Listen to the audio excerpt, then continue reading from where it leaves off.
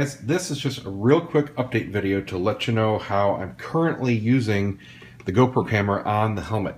I had done the first video where I showed you how to actually mount it to the helmet, and in my case this is a Shoei RF 1200 where the front does come to a point, so you don't have it's actually pointed in both dimensions, so you don't have a great flat or even nearly flat surface to mount this GoPro mount to the helmet. And first of all, don't worry about seeing so much of this around the edges here. That's because of the light on this camera. Without this on, this is barely visible, and I could trim it down a little bit more flush anyway, but I don't notice it, especially with the camera on, so I don't care about it.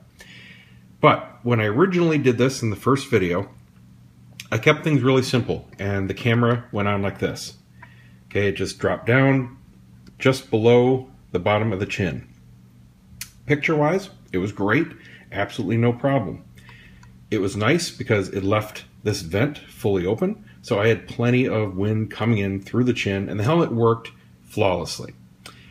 But what I quickly realized was, with it in the down position like this, hanging just in front of and below the helmet, when I would turn my head to the left or the right to look behind me or to look next to me, this would contact my shoulder.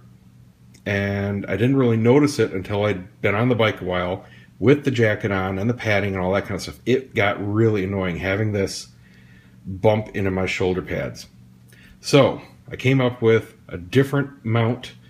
This is exactly the same. Okay, this, a lot of people don't realize how really easy it is to mount a GoPro to a very sculpted helmet.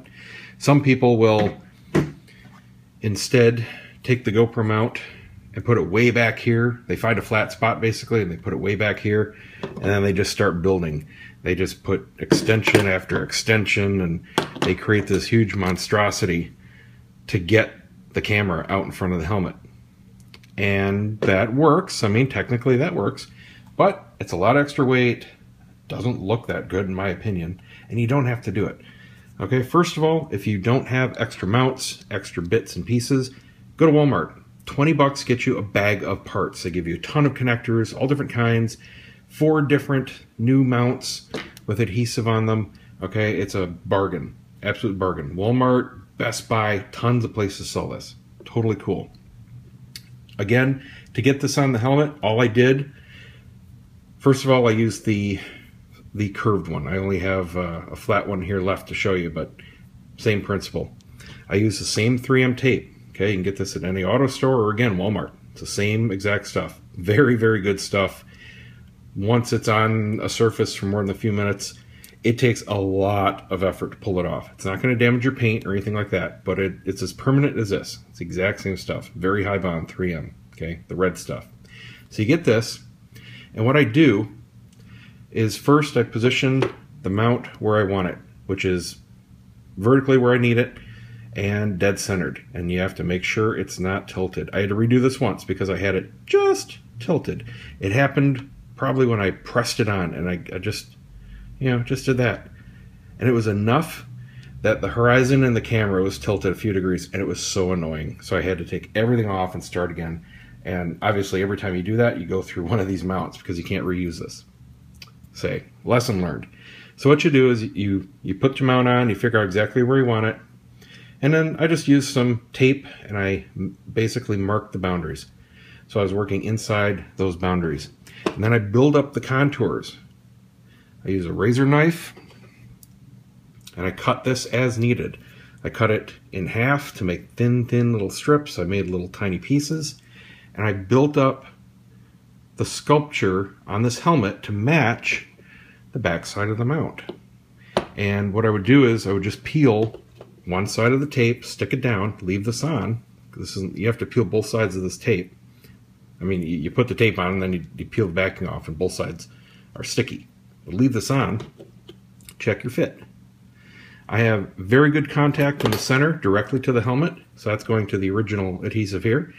And the outside edges are built up on the contour of the helmet where needed, more so in these top corners than anything, to make good contact. I have probably about 75% of this surface completely contacted to either the adhesive or the helmet directly, and it is rock solid. I mean, it is hard for me to pull this off. I know because I've done it twice to get it perfect. So there you go. Now, what I did is I put the camera and decided to go up. Virtually identical picture, but obviously you can see the one drawback: it blocks this vent. It's not a huge deal. It really isn't. When I take a ride where I take the camera off, it's not a huge deal. I thought it was going to be. That's why I originally put it in the low position.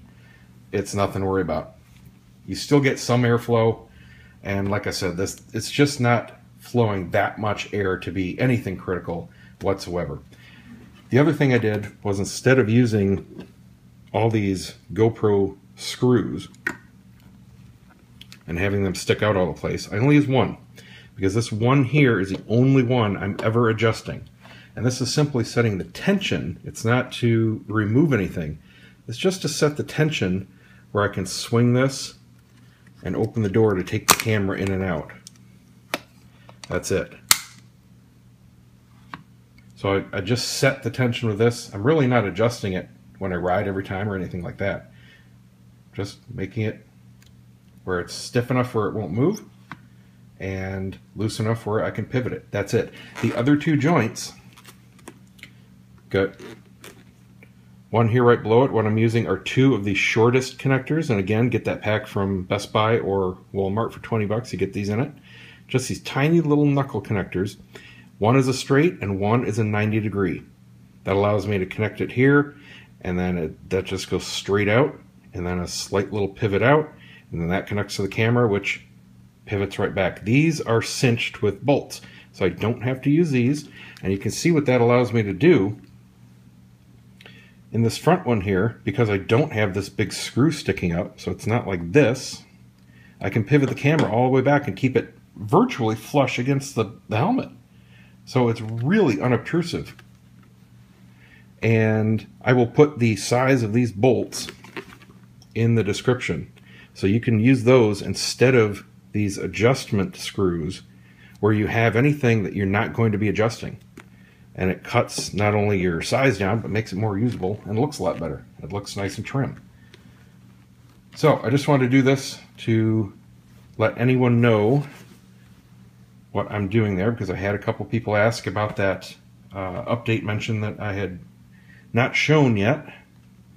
And that's it. All right, thanks guys. See you.